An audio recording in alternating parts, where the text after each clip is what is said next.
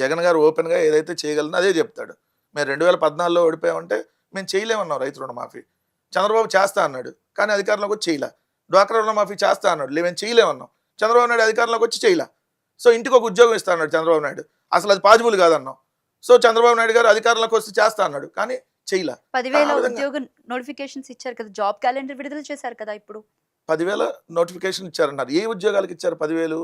ఒక్క police డిపార్ట్మెంట్లోనే 2023 December వరకు 19,999, అంటే 20,000 ఉద్యోగాలు ఖాళీ ఉన్నాయని చెప్పి సాక్షాత్తు అసెంబ్లీలో హోంమంత్రి అనిత్ గారు ప్రకటించారు. 20,000 ఉద్యోగాలు.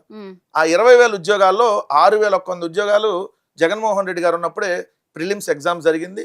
జగన్మోహన్ రెడ్డి గారు ఉన్నప్పుడు నోటిఫికేషన్ ఇచ్చారు, ఎగ్జామ్ జరిగింది, మొన్న వాళ్ళకి పోస్టింగ్ ఇచ్చారు. అంటే ఆ 20,000లో 6,000 తీసేద్దాం, అంటే 14,000 ఓన్లీ పోలీస్ డిపార్ట్మెంట్లోనే ఖాళీ ఉన్నాయి. మరి 14,000 పోలీస్ డిపార్ట్మెంట్లో ఖాళీ ఉంటే నిన్న మీరు ఇచ్చిన 10,000 పోస్టుల్లో పోలీసుల ఉద్యోగాలు 3,000. మరి అంటే ఇంక అన్ని డిపార్ట్మెంట్లు కలిపి ఎన్ని వేల ఉద్యోగాలు ఖాళీ ఉండి ఉంటాయి?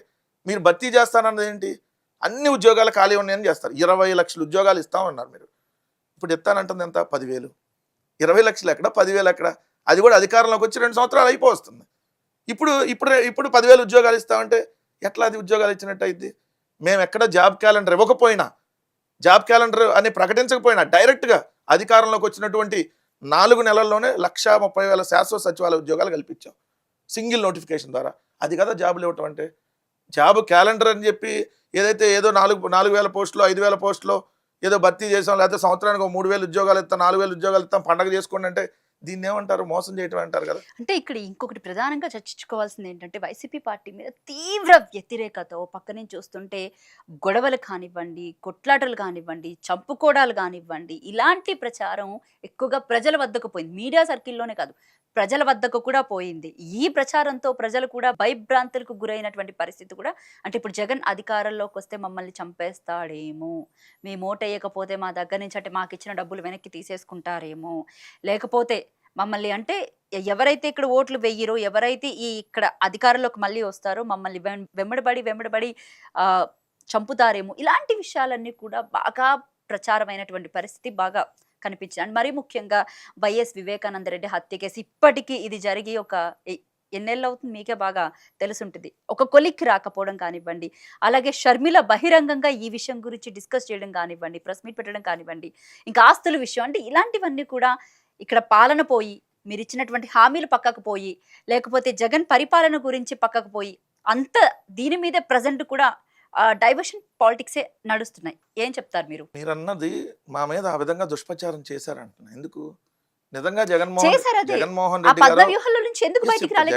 రెడ్డి గారు వైఎస్ఆర్ కాంగ్రెస్ పార్టీ నిజంగా మీరు అన్నట్టుగా రౌడీయిజమో ఇంకోటో చేస్తుంటే, ఏదైతే మాకు నిజంగా సింగిల్గా అన్ని పార్టీలు కలిపి పోటీ చేసి సింగిల్గా మాకు 40% ఓట్లు రావు కదా.